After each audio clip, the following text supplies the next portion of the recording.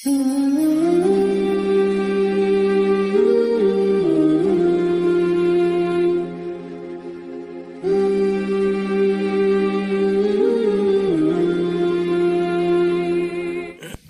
اللہ الرحمن الرحیم نحمدہ ونصلی علی رسولہ الکریم۔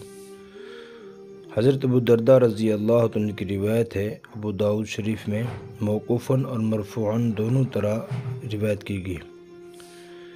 حضرت ابو درداء رضی اللہ تعالیٰ عنہ فرماتے ہیں کہ حضور اکرم صلی اللہ علیہ وسلم نے ارشاد فرمایا کہ جو آدمی یہ دعا پڑھے گا صبح اور شام 7 مرتبہ، اللہ تعالیٰ اس کے ہر غم سے، ہر پریشانی سے، ہر مشکل سے کافی ہو جائیں گے، اگرچہ وہ کہنے والا سچا ہو یا جھوٹا ہو، یعنی اس کو پورا یقین ہو یا نہ ہو، اللہ تعالیٰ اس کی طرف سے کافی ہو جائیں گے۔ اور وہ دعا یہ ہے: حسبی اللہ لا الہ الا هو علیہ توکلت وہو رب العرش العظیم۔ حسبی اللہ لا الہ الا هو علیہ توکلت وہو رب العرش العظیم، یہ دعا ہے۔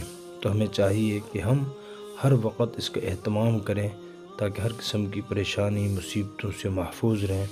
اللہ تعالی ہمیں اس پر عمل کرنے کی توفیق عطا فرمائے۔ وآخر دعوانا الحمدللہ۔